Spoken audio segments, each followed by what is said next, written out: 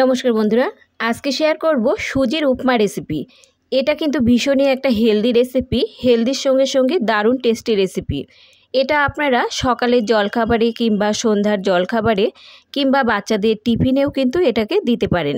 এটা বানানো কিন্তু খুবই সোজা, খুব কম সময়ের মধ্যে আপনারা এটা তৈরি করে নিতে পারবেন। আর এই সুজির উপমা একদম ঝরঝরে তৈরি করবেন কিভাবে সেই টিপসও এখানে শেয়ার করব। সকালে তাড়াহুড়োয় যদি আপনাদের হাতে একদমই সময় কম থাকে তাহলে ঝটপট কিন্তু আপনারা এই সুজির উপমাটা বানিয়ে নিতে পারবেন। এটা বানাতে কিন্তু 10 থেকে 12 মিনিট মতো সময় লাগে, আর খেতে কিন্তু ভীষণই টেস্টি হয়। ছোট থেকে বড় কিন্তু সবাই ভীষণ পছন্দ করবে। তো চলুন বন্ধুরা, আজকে রেসিপিটি শুরু করা যাক। ঝরঝরে সুজির উপমা বানানোর জন্য সুজিটাকে কিন্তু অবশ্যই বন্ধুরা এখানে আমাদের মেপে নিতে হবে। তো সুজিটাকে আমি একটা বাটি মেপে নিচ্ছি, আপনারা চাইলে কাপ মেপেও নিতে পারেন।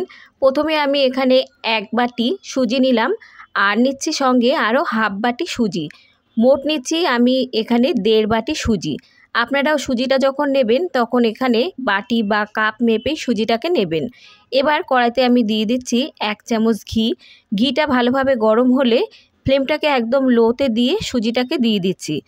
বন্ধুরা, এই সুজিটাকে আপনারা চাইলে কিন্তু সাদা তেল দিয়েও ভাজতে পারেন, তবে এই সুজিটাকে যদি ঘি দিয়ে ভেজে নেওয়া যায় তাহলে এর টেস্ট আর গন্ধ কিন্তু দুটোই বেড়ে যায়।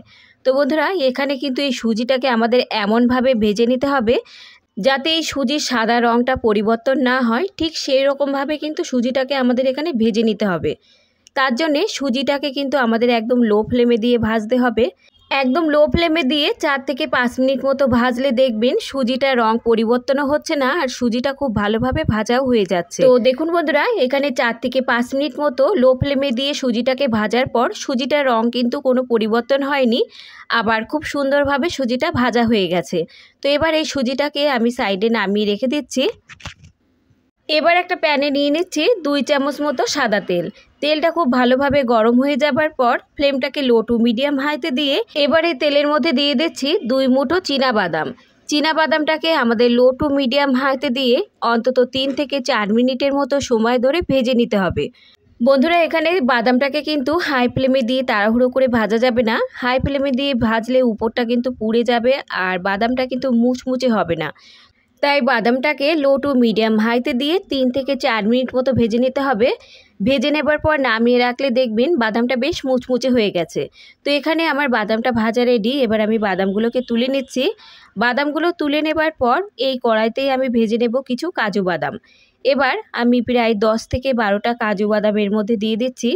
আর কাজু বাদাম ভাজতে কিন্তু বন্ধুরা খুব বেশি সময় লাগে না, 10 থেকে 15 সেকেন্ড মতো সময় লাগে। 10 থেকে 15 সেকেন্ডের মধ্যেই কিন্তু কাজু বাদাম খুব ভালোভাবে ভাজা হয়ে যায়।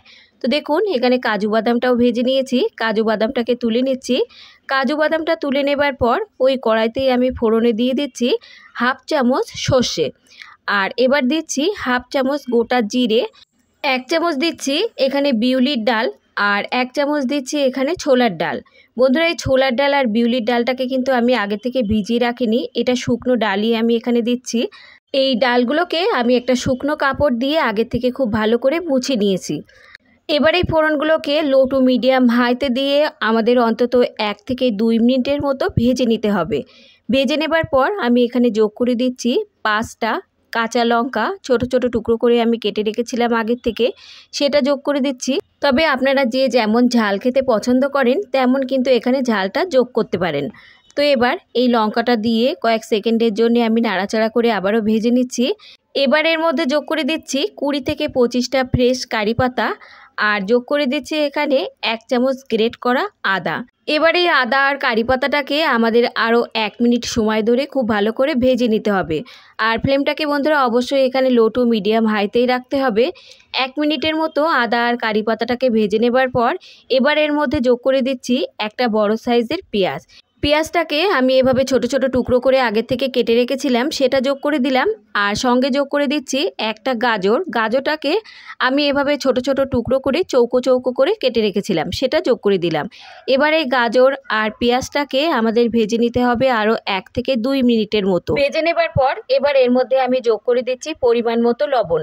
লবণ কিন্তু বন্ধুরা আমি একেবারে এখানে যোগ করে দিলাম, পরে কিন্তু আমি এখানে আর লবণ যোগ করব না।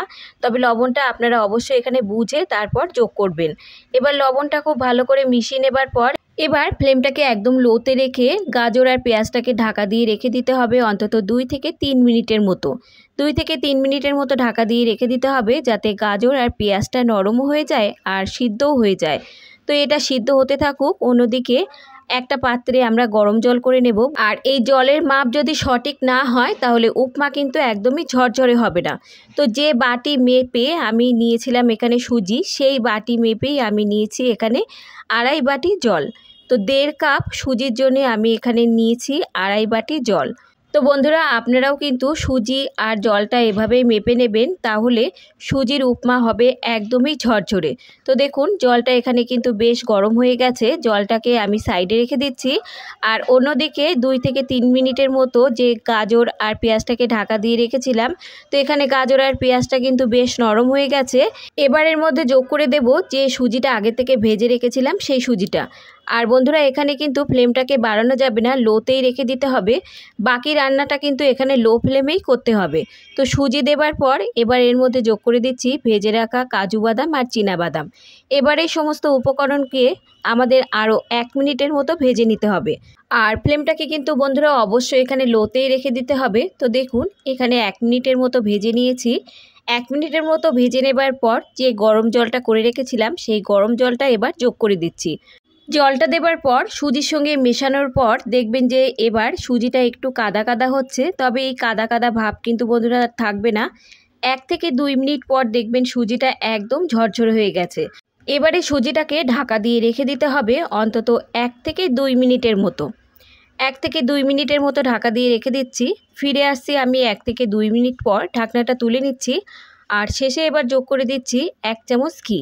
ঘিটা দিয়ে এবার সুজির মধ্যে খুব ভালো করে মিশিয়ে নিতে হবে।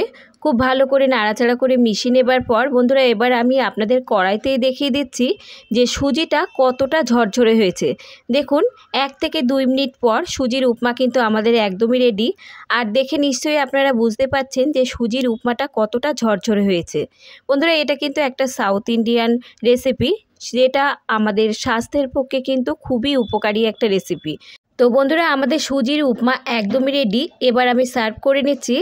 আর এটা আপনারা সকালের জলখাবারে, বিকালের জলখাবারে, বাচ্চাদের টিফিনে কিংবা অফিস টিফিন বক্সেও প্যাক করতে পারেন। খেতে কিন্তু দারুণ টেস্টি হয়। আর এটা বানাতে খুব বেশি সময় লাগে না। ঝটপট খুব কম সময়ের মধ্যে এরকম হেলদি আর টেস্টি একটা রেসিপি আপনারা রেডি করে নিতে পারবেন। তো এভাবে একবার সুজির উপমা বানিয়ে দেখুন বন্ধুরা, এটা ছোট থেকে বড় সবাই ভীষণ পছন্দ করবে।